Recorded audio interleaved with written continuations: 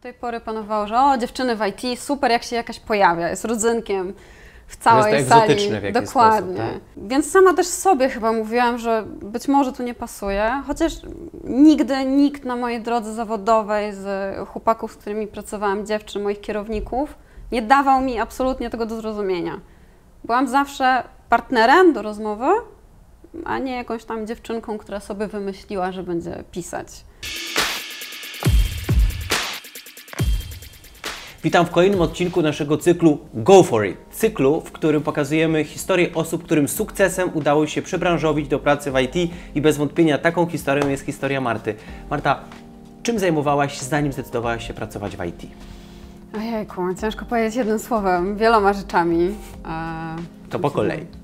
Idąc po kolei, chronologicznie, gdzieś tam zawsze charakteryzuje ten początek kariery zawodowej, no wiadomo, wcześniej jakieś tam prace dorywcze. To praca w stowarzyszeniu sportowym zajmującym się w Warszawie parkurem. No i tam trafiłam w sumie śmiesznie, koleżanka spotkała kolegę, który trenował. Wtedy ta organizacja nasza prowadziła treningi parkurowe na Ursynowie, które się z czasem rozrosły do co tydzień 120 osób na sali trenujących pod okiem trenerów. Więc to już było wielkie wyzwanie, zarówno tak logistycznie ogarnąć tych ludzi, przekierować, gdzieś tam rozpromować. No i z faktu, że były to zajęcia, za które trzeba było wnieść opłatę, no to obrót pieniędzmi trzeba było dokumentować. No, chłopaki, którzy założyli tą organizację, oni chcieli skakać, robić, biegać. A nie zajmować się formalnościami, Dokładnie, biurokracją. jakimiś tam Excelami, sprawozdaniami finansowymi i tak dalej. Więc no ja tam weszłam i było takie, ale jak to? Jak można tego nie robić? Więc no, z czasem tak troszeczkę kradnąc różne odpowiedzialności, których może nikt nie chciał, coraz większą rolę gdzieś tam spełniałam w tej organizacji. No i jakoś to się to rozwijało. No ale to jest dla mnie start kariery zawodowej, ale to nie jest start kariery zarobkowej, która Ci pozwala opłacić czynsz i rachunki. To był taki pierwszy kontakt Twój dopiero z tym Dokładnie. światem zawodowym. To było takie fajne, że z pasji wyrosła jakaś tam odpowiedzialność i nauczyłam się różnych rzeczy, które pozwoliły mi później chodzić chociażby na rozmowę o pracę i mówić, że mam jakieś doświadczenia. Więc tak, jak szukałam już później takiej pracy, która pozwoli się utrzymać, to trafiłam do sprzedaży w firmie, która zajmowała się organizacją szkoleń farmaceutycznych, a później z czasem w związku z transformacjami firmy organizowaliśmy również targi senioralne w Pałacu Kultury. No ale z różnych względów gdzieś zaszły zmiany w firmie. I trafiłam wtedy do firmy Sodexo, gdzie zajmowałam się obsługą klienta w ramach naszej platformy obsługującej benefity pozapłacowe, czyli te wszystkie karty sportowe, ubezpieczenia zdrowotne lub jakieś tam środki na vouchery, które często pracodawcy dają. Z czasem ta platforma się zestarzała, jak to każda technologia kiedyś ma swój koniec i firma postanowiła zrobić jej nową wersję 2.0. Z faktu, że ja się gdzieś tam zawsze dobrze dogadywałam z chłopakami w IT, co nie zawsze przychodziło dobrze dziewczynom u nas w marketingu, zostałam zaangażowana jako tester początkowo. I to już był kontakt z pracą IT? Tak, to już było tak, że rzeczywiście gdzieś tam patrzyłam w te bebechy aplikacji, rozmawiałam z programistami, a nie tylko z marketingiem i tą stroną powiedzmy wizualną. Tak. No więc te testy. Z faktu oczywiście braków kadrowych, w którym projekcie jest za dużo ludzi, troszkę się zaczęłam angażować w analizę biznesową. No, skoro znałam pierwszą wersję aplikacji i rozmawiałam z klientem, to znałam potrzeby, które nie zawsze były oczywiste dla chłopaków siedzących w serwerach i kodzie. Więc tak z czasem, coraz więcej uczestnicząc w tym projekcie, zobaczyłam, że okej, to jest fajne. W międzyczasie jakieś tam testy automatyczne próbowałam pisać i skoro prowadziliśmy platformę, której używały bardzo intensywnie HR, no to jakieś raporty trzeba było. Więc jednym z elementów tej platformy trzeba było jakieś Excelki z tego wypuścić. No, tak coraz więcej. Trochę już wtedy się zaczęły bazy danych. A z wykształcenia jesteś? Ciężko powiedzieć, kim jestem. Trochę tych ścieżek studenckich przeszłam, zaczynając od studiów na Politechnice na kierunku fizyka techniczna, który z początku miał być tylko tak na chwilę. Najtrudniej z możliwych kierunków świata. Nawet nie było tak strasznie, jak to brzmi, bo ja w ogóle chciałam tam pójść na chwilę, bo wtedy chciałam być chirurgiem plastycznym. To był mój cel, dostać się na medyczną. No, mama powiedziała, nie zrobisz sobie roku przerwy, więc dostałam się na Politechnikę. Studia trwają 3,5, po ostatnim semestrze rozstałam się. Tak, no, przed ostatnim semestrem się rozstałam, więc się nie obroniłam. Ale gdzieś tam kontynuując trochę ten temat, no bo fizyka techniczna to nie jest sama fizyka. Jest tam bardzo dużo takich naokoło tematów.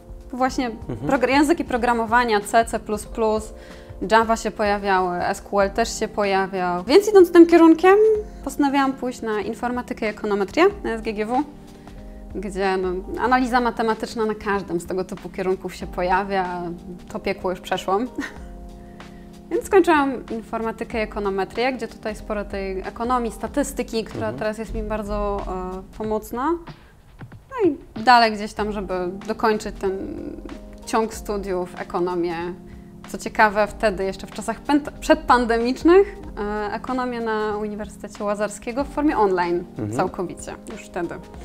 To jeszcze nam powiedz, czym się teraz zajmujesz, żeby dopełnić tę całą historię Twoją. Tak, żeby te wszystkie nawiązania do baz danych się składały. Aktualnie jestem analitykiem biznesowym oraz team liderem zespołu Business Intelligence w aplikacji Booxa. Czym dokładnie się zajmujesz? Jakbyś mogła nam opisać, jaki jest obszar Twojego działania tak dokładnie? Dokładnie. Business Intelligence, więc mówiąc najprostszymi słowami, jesteśmy tym pionem organizacji, który dostarcza liczby. Zarząd prosi o informacje, inwestorzy proszą o informacje, to my uczestniczymy w procesie budowania tego, nazwijmy to data center dla nich. My jesteśmy odpowiedzialni za to, żeby codziennie, kiedy ktoś wchodzi na nasze raporty, to mógł widzieć liczby. No my jesteśmy tak zaangażowani, że poniedziałek to patrzymy, co się działo w niedzielę i tak każde anomalie jak najszybciej staramy się wychwycić. Anomalie typu, tak, no jeśli mamy mniej wizyt, no to pewnie coś tam z aplikacją się działo, więc wszystkie ręce na pokład i działajmy, szukajmy, żeby ta aplikacja działała jak najlepiej, zarówno dla naszych tych użytkowników, jak i naszych prowajderów. I teraz jak patrzę na to, co mówisz, na ten Twój życiorys, to u Ciebie to dojście do pracy w IT jest wynikiem jakiejś takiej ewolucji. To nie jest decyzja podejmowana z dnia na dzień w określonej minucie. Zakrętu, nie było żadnego prawo. zakrętu, tylko to jest ewolucja. Z czego ta ewolucja wynika? Jak myślisz? Z mojego dojrzewania. No ciężko po ukończeniu liceum, po maturze wiedzieć, tak, chcę iść w tym kierunku. Oczywiście super, jak ktoś wie. U mnie, no co, chciałam być chirurgiem plastycznym, wyszło jak wyszło. Więc z czasem, kiedy po prostu robiłam różne rzeczy i okazywało się, okej, w tym jestem dobra, to mnie interesuje, przy tym się nie nudzę, zobaczmy, co jest dalej, pójdźmy w tym kierunku.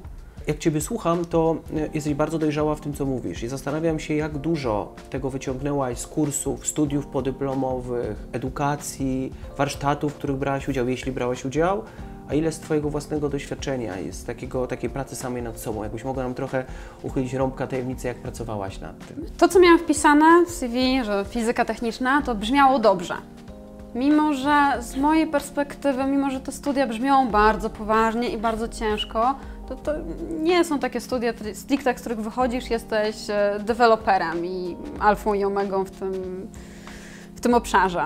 Ale tak, myślę, że te szkolenia nie do końca, niewiele, studia bardziej, jako żeby wystartować, żeby rozumieć, co do mnie mówią.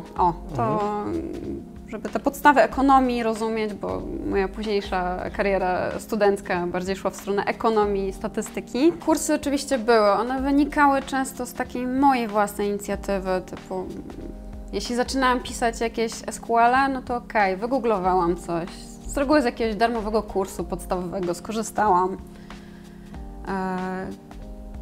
No mnóstwo materiałów na YouTubie, więc taki własny rozwój. Dopiero bardzo, bardzo późno jakieś takie profesjonalne szkolenia płatne się pojawiły. Chociaż myślę, że dla mnie największymi nauczycielami w tej całej ścieżce nauki, szczególnie SQL-a. Mówię o tym, bo jestem SQL-em, bo ja go najwięcej używam. To byli ludzie, których miałam obok siebie. W poprzedniej firmie, w której pracowałam i zaczynałam taką intensywną pracę z bazami danych i SQL-em, miałam obok analityka business intelligence'owego, którego niejednokrotnie pytałam, a co tu jest napisane, a co to znaczy, dlaczego napisałeś to tak? Bo ja dosyć szybko nabrałam takiej umiejętności czytania kodu, w sensie rozumiem, jestem w stanie stwierdzić, aha, to mniej więcej tak wygląda. Nie umiałam wtedy sama go napisać.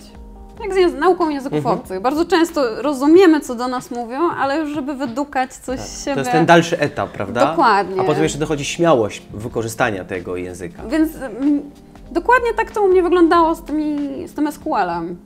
Że na początku czytałam, patrzyłam, dopytywałam. No i miałam farta, że ci ludzie, których dopytywałam, to rzeczywiście udzielali mi naprawdę fajnych, wyczerpujących odpowiedzi. Ja później też jak przyszłam do Booksy, to od razu ostrzegałam chłopaków. Do Booksy przyszłam na początku jako data quality, więc miałam się śmieję, że patrzeć ludziom na ręce. Więc no, szukając tych błędów, no to szukałam też i przyczyn, żeby nie przychodzić do ludzi, ej, masz źle. Tylko słuchaj, no przejrzałam Twój raport, mam wątpliwości do tej części, wytłumacz mi ją, dlaczego tu jest taka logika. No i tą ścieżką też dopytując chłopaków, mówię chłopaków, bo wtedy nasz dział byłam ja i panowie, no nauczyłam się. Czyli najwięcej było w tym wszystkim pracy samej nad sobą? Tak, myślę, że zdecydowanie. A powiedz mi jeszcze, jak znalazłaś się w Booksy? Jak wyglądał Twój proces rekrutacji? Dlaczego akurat ta firma, a nie inna? Wtedy, kiedy szukałam pracy, to było w zasadzie, nie było mi źle tam, gdzie byłam, ale pomyślałam, spróbujmy czegoś innego. Więc tak na luzie wysyłałam CV, dosłownie wtedy nawet dla żartu moje CV było okraszone różowym kolorem, co chyba w żadnym poradniku... I nie odstraszył, a wręcz odwrotnie. Dokładnie, zaciekawił, że kto to jest.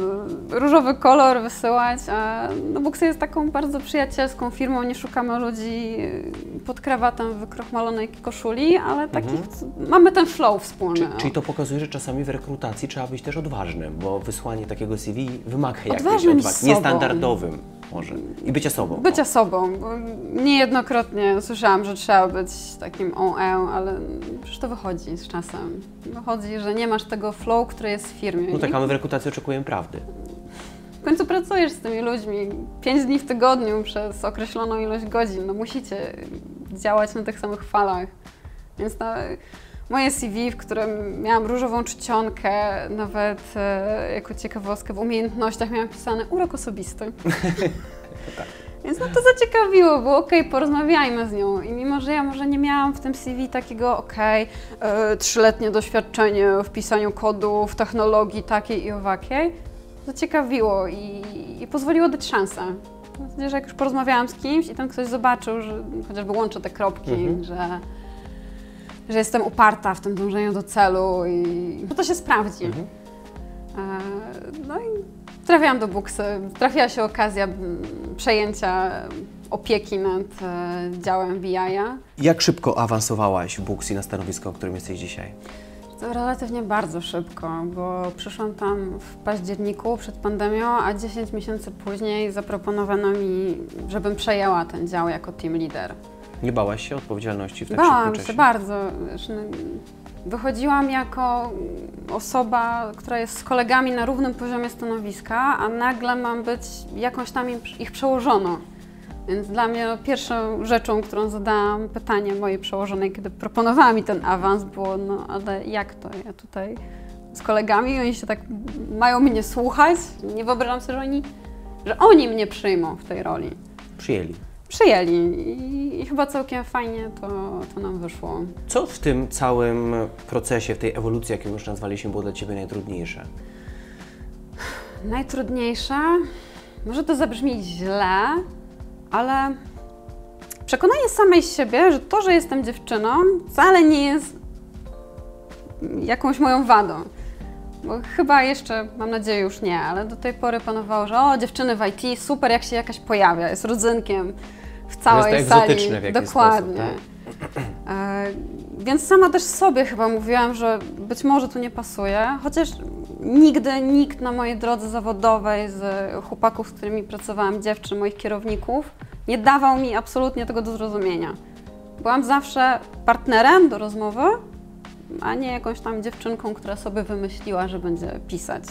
Więc to zmiana we mnie. Przekonanie się, tak, jestem dobra, mogę to robić. I czasami takie mówienie głośno o tym, co myślę. Bo ktoś może mnie wziąć za mniej kompetentną.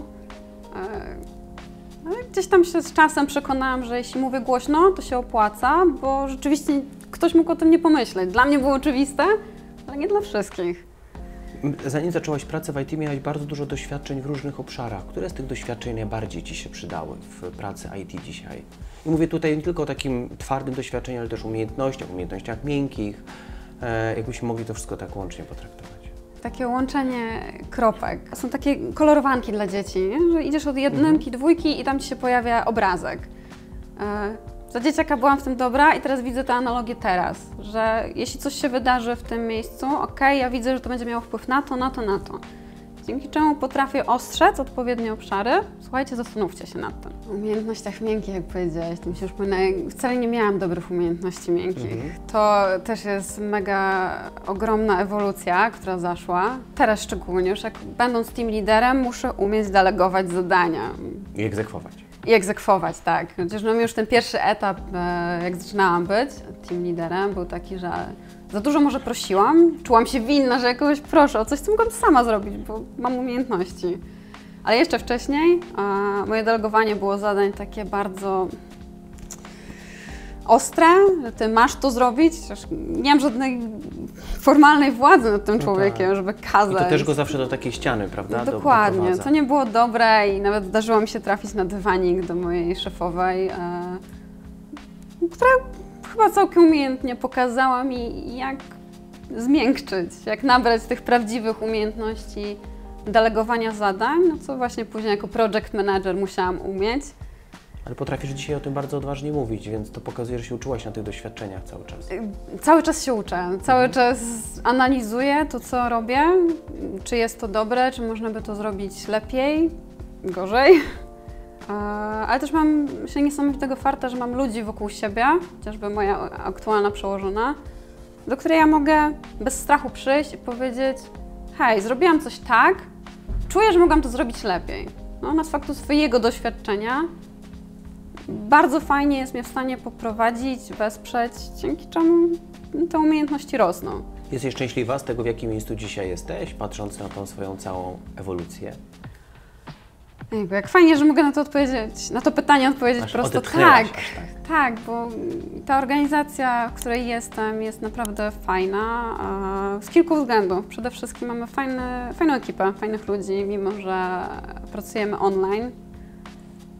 To lubimy się spotkać, jest okazja wyjazdu firmowego, tak, chcemy pójść na piwo, w moim zespole czasami gramy online w kalambury, po prostu jest ta potrzeba integracji, a dzięki temu wszelkie rozmowy o pracy idą łatwiej. Więc to raz, a dwa, że Booksy jest cały czas w takim momencie, gdzie my się mega rozwijamy. Coś, co robiłam 2 lata temu, co już było spoko, było fajne i było całkiem zaawansowane jak na BI i struktury, jak widzę w innych firmach, one wyglądają nawet dużo większych firmach. Teraz u Was już jest standardem. Tak, czy u nas w ogóle, że raportowanie, jak może nie być raportowania, jak może co miesiąc od tak nie być dostępna informacja, ile mieliśmy w tym miesiącu wizyt. Ale z czasem jest tego więcej, więc i przeszliśmy trochę